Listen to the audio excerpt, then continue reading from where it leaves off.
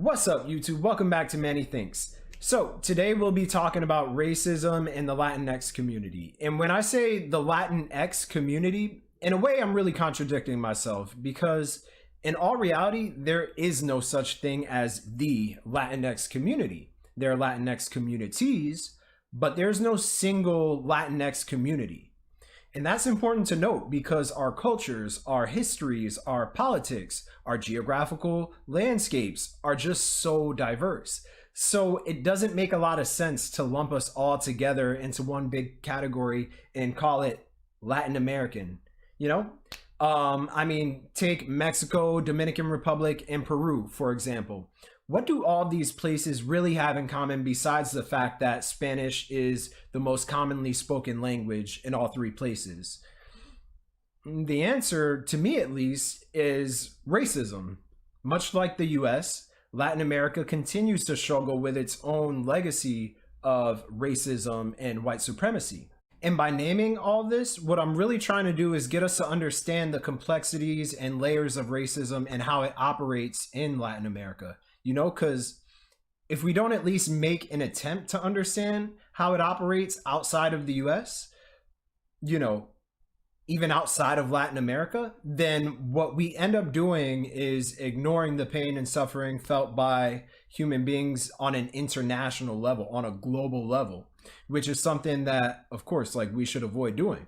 But for the sake of this video, when I talk about racism in Latin America, what I'm really referring to is what's taking place in Central America, South America, and the Spanish Caribbean. And before we dive in, I should also preface this video by saying, look, there's a difference between ignoring something, right, and being ignorant about something.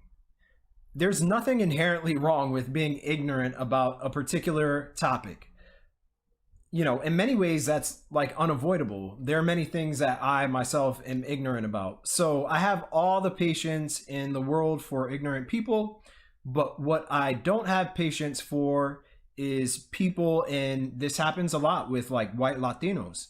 What I don't have patience for is people who are ignorant as a result of them assuming they already have the answers to life's most complicated questions, even though it's quite obvious that they haven't put in the time and effort, you know, that goes into exploring those very complex quandaries. With that being said, look, I think most white people, and especially white Americans, have a very unsophisticated view of race and how it operates here in the US and around the world, quite frankly. Reason being, their survival doesn't depend on what they know about race or racism. It depends on how much power they can exert to continue their domination over people of color. Since, I mean, we've seen it century after century after century. They've essentially used us, exploited us, abused us, neglected us, you know, forced us to do their labor in order for them to, you know, make it to the top of the social hierarchy. Now, there are many reasons why I wanted to make this video discussing racism in the Latinx community. And the first reason is because racism outside of the US actually has pretty significant consequences on race relations here in the US, even though most of us don't really think about it in those terms. The second reason is because I want to give more context to what many ignorant media pundits have been saying on the news about the Latino vote. You hear that a lot, Latino vote, Latino vote. And why it's problematic to talk about Latinos without differentiating between which Latinos voted for Trump. Are we talking about Afro-Latinos? Are we talking about white Latinos? Are we talking about mestizos? You know, mestizos are Latinos who are a mixture of Black, Indigenous, and European. You know, which Latinos are we talking about? And this is an important question to ask because, like I've been getting at in this video so far, yo, Latinos are not all the same. We do not all share the same experiences. We do not all have the same access to resources. And we do not all share the same histories.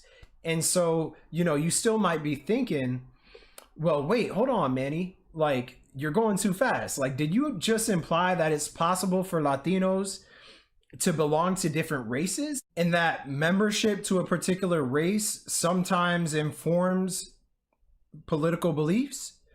The answer to that question, well, the answer to both questions is yes, absolutely. But first off, and we got to get this squared away.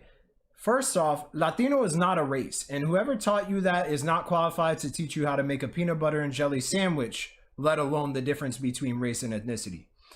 But yeah, I mean, there are white Cubans, there are black Cubans, there are mixed Cubans. There are white Puerto Ricans, there are black Puerto Ricans, there are mixed Puerto Ricans. There are white Brazilians, black Brazilians, mixed Brazilians, and indigenous Brazilians.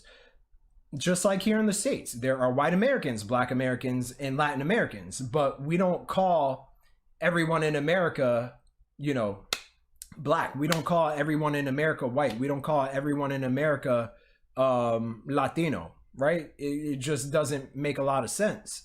And this context matters, and I'll continue to give you reasons as to why it does. But before I do, let's tackle the question, does racism exist in Latin America? And if so, why and how?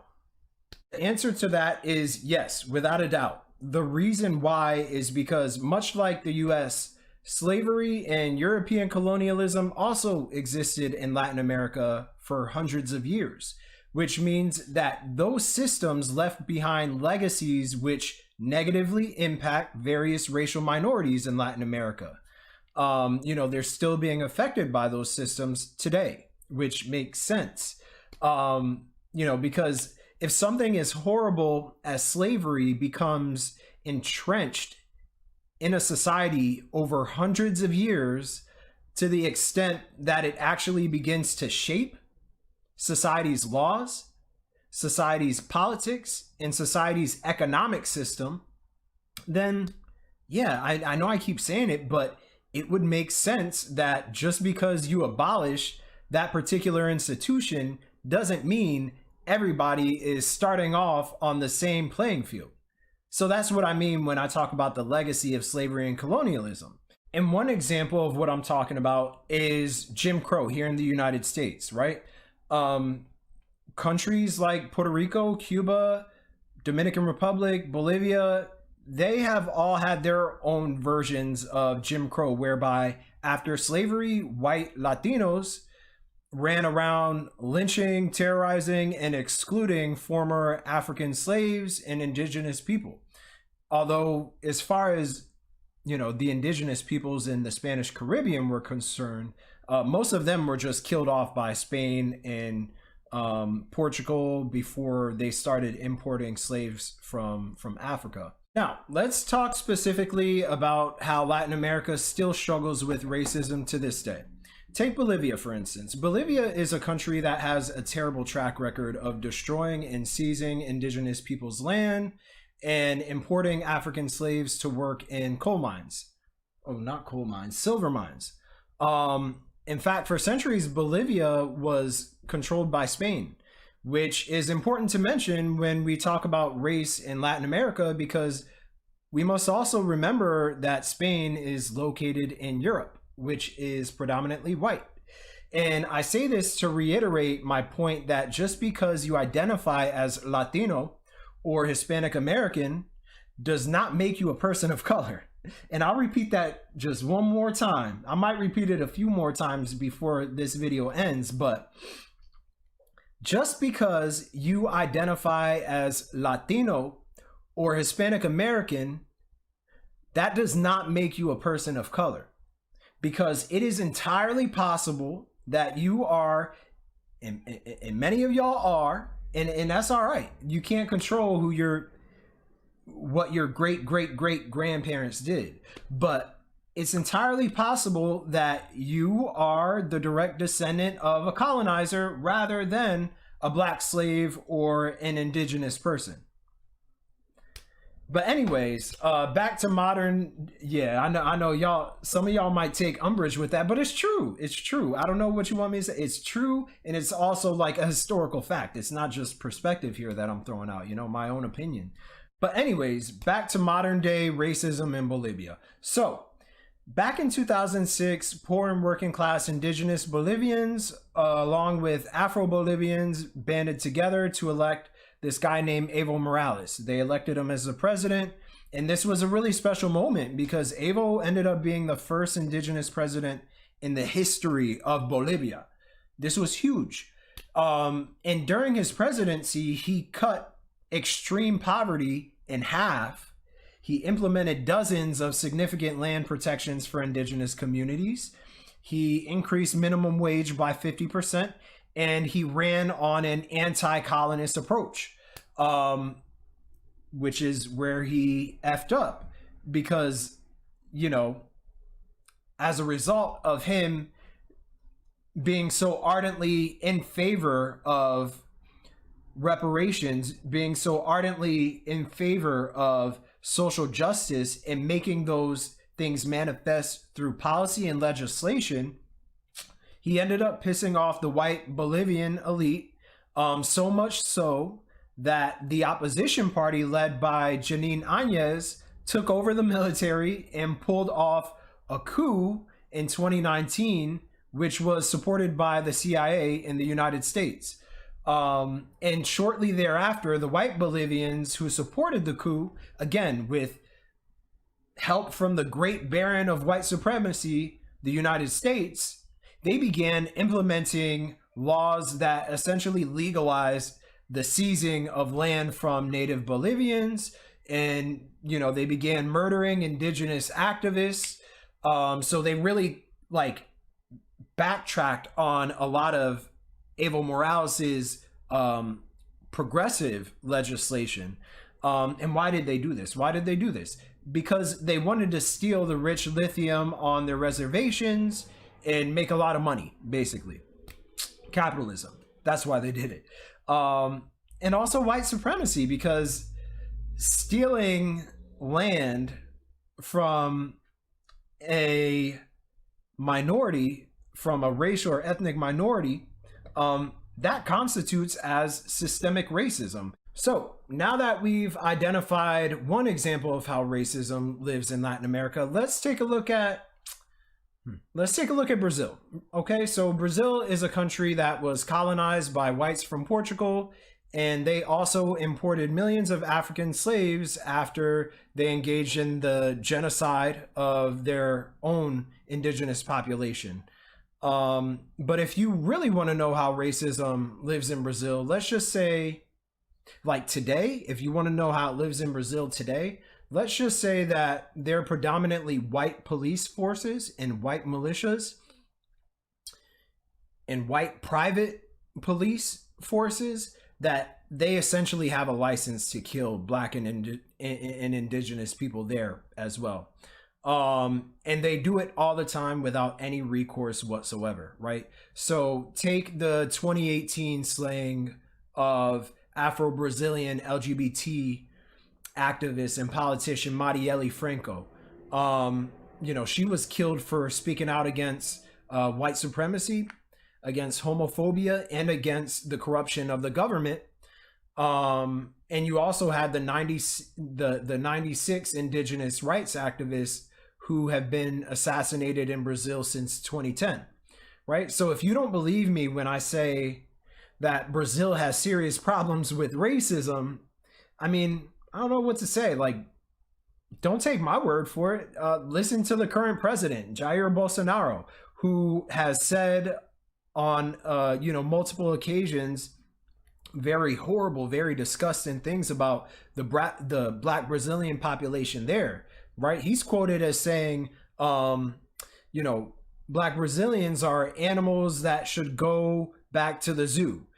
He has said that, black Brazilians are not good for anything, let alone procreation. He has said those things.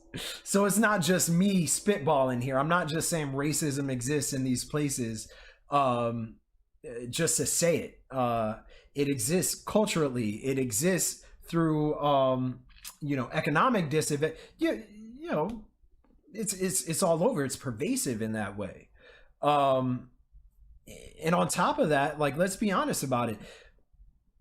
There are over 90 million Afro Brazilians, most of whom live in abject poverty, not relative poverty, abject poverty, complete poverty. Dirt water or dirty water, dirt roads. Many of them are undereducated, malnourished, severely abused by local police, and are not equipped with the social safety nets that they need to climb out of poverty. You know what I'm saying? So I don't know. I mean, and on top of that, man, like, they have no media outlets to turn their grievances to, because they have almost no representation in media. They have almost no representation in politics or in education. And that is systemic racism, people.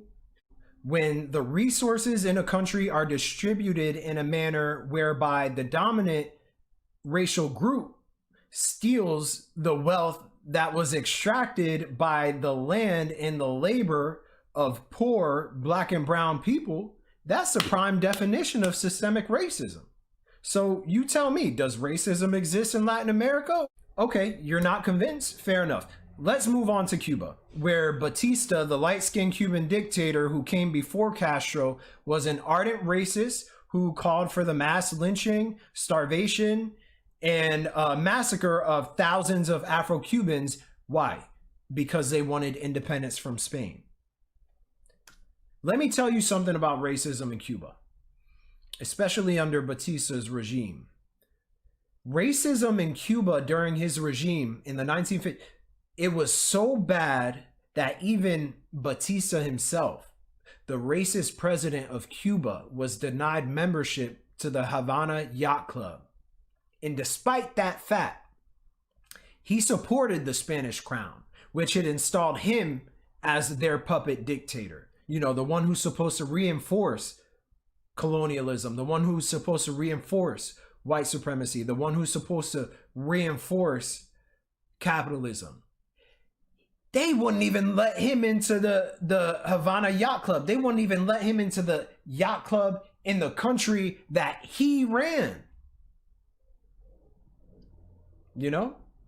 And I can go on and on. What about Jamaica? Once they abolished slavery, the British gave white slave masters reparations. Yes, they gave the slave masters reparations, because abolishing slavery was an inconvenience to the slave masters. That's what the British Crown said. That's what they argued.